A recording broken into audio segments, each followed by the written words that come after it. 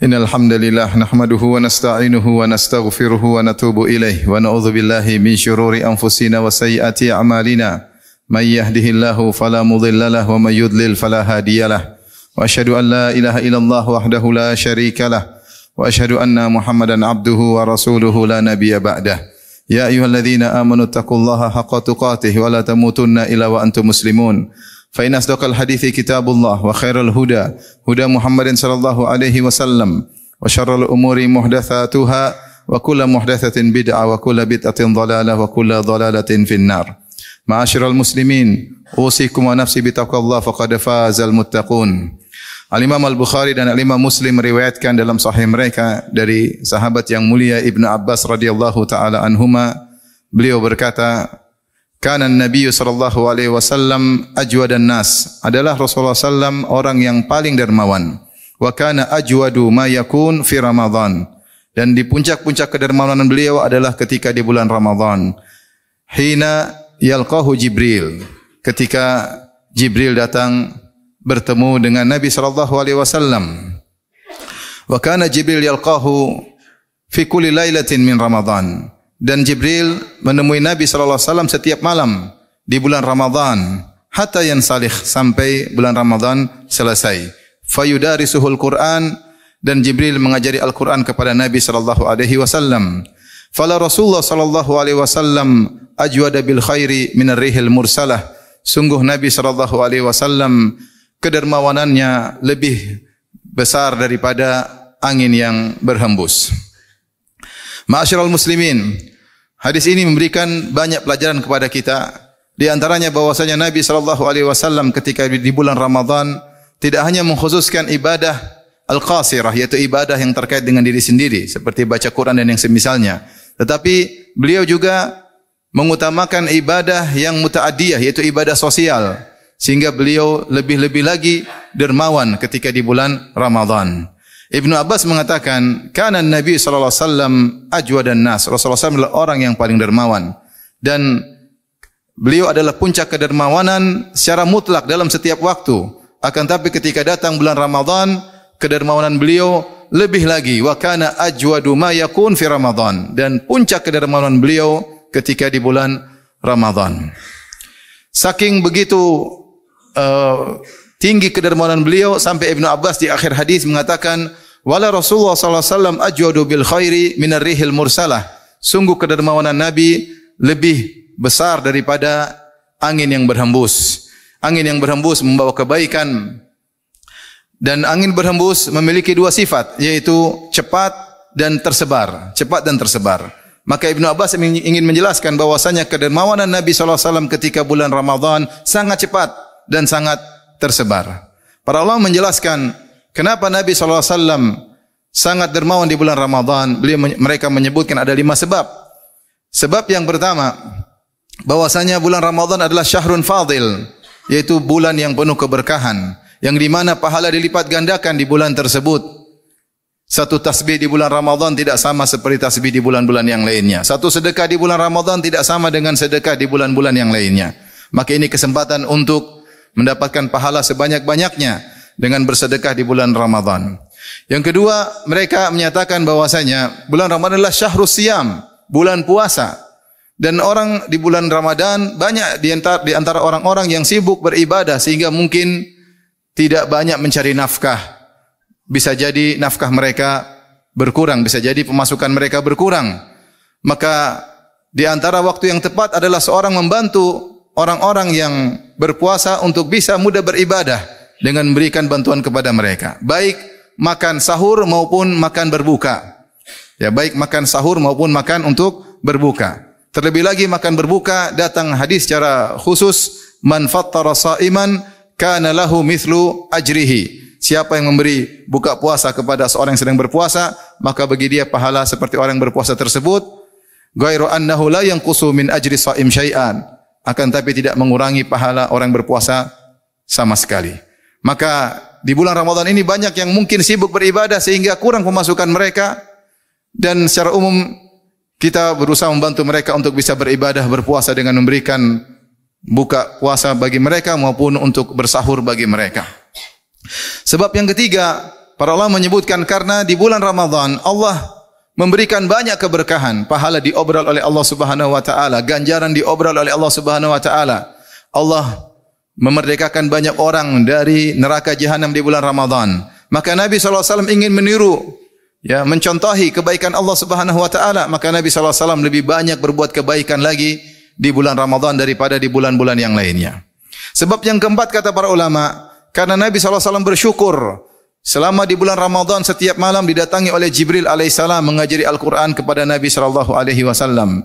Dan Rasulullah bersyukur dikunjungi oleh hamba Allah yang saleh seperti Jibril, sehingga menambah keimanan beliau, menambah ketakwaan beliau. Di antara bentuk bersyukur kepada Allah Subhanahu wa taala adalah dengan banyak bersedekah di jalan Allah Subhanahu wa taala. Sebab yang kelima disebutkan oleh para ulama, karena ketika Nabi sallallahu alaihi wasallam duduk bersama Jibril, kemudian belajar Al-Quran bersama Jibril, maka semakin tampak hakikat dari hari akhirat dan semakin tampak hinanya dunia ini. Maka seorang semakin mudah melepaskan dunia demi akhiratnya.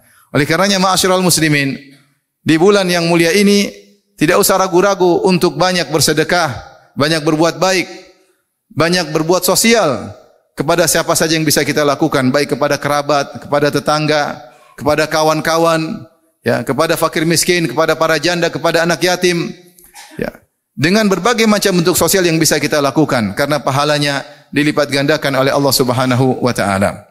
Kemudian juga hadis ini memberi faedah bahwasanya di antara ibadah yang agung di bulan Ramadan adalah membaca Al-Quran, terutama di malam hari.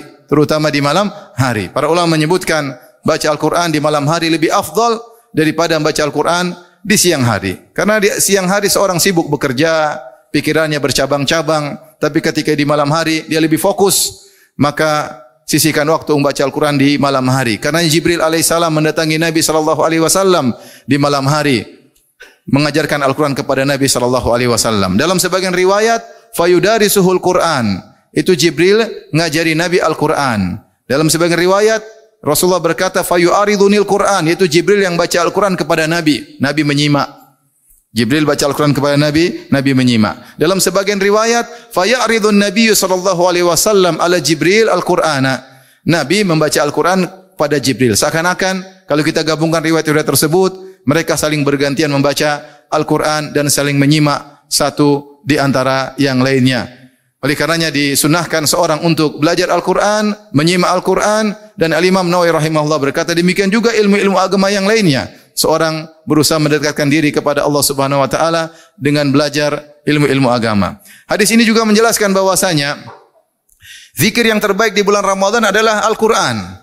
Karena selama Jibril datang kepada Nabi sallallahu alaihi wasallam selama 29 malam atau 30 malam, tidak disebutkan dalam riwayat mereka melakukan zikir yang lain. Yang mereka lakukan hanya belajar Al-Quran. Maka lebih utama zikir ketika di bulan Ramadan adalah dengan membaca Al-Quran dibandingkan zikir-zikir yang lainnya. Dan Allah mengatakan, Syahrul Ramadan alladzi unzila fihil Quran. Bulan Ramadan adalah bulan yang diturunkan Al-Quran padanya, sehingga bulan Ramadan disebut dengan Syahrul Quran, yaitu bulan Al-Quran. Hadis ini juga menjelaskan tentang keutamaan bertemu dengan orang saleh.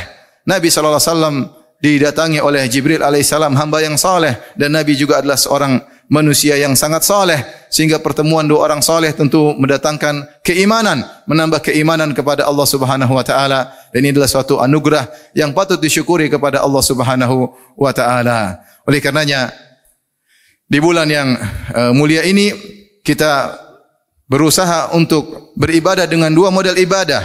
Al-ibadatul qasirah, ibadat-ibadat qasirah yang terkait dengan diri kita sendiri, baca Quran, berzikir, membaca tafsir, menambah keimanan kepada Allah Subhanahu wa taala, menelaah ya perkataan para ulama tentang ayat-ayat Allah sehingga kita semakin dekat dengan Allah Subhanahu wa taala, berdoa kepada Allah Subhanahu wa taala, dan ibadah-ibadah yang terkait dengan diri sendiri. Dan juga jangan lupa untuk melaksanakan ibadah-ibadah yang al-muta'addiyah, yaitu ibadah-ibadah sosial. Bagaimana kita bisa bermanfaat kepada orang lain, terutama kepada anak-anak, kepada istri, kepada tetangga, kepada karib kerabat, kepada kawan-kawan, kepada sama kaum muslimin secara umum, sehingga pahala dilipat gandakan sebanyak-banyaknya oleh Allah Subhanahu wa taala. Aqulu qouli hadza astaghfirullah li wa lakum wa lisal muslimin kulli dhanbin khati'ah fastaghfiruhu innahu huwal ghafurur rahim.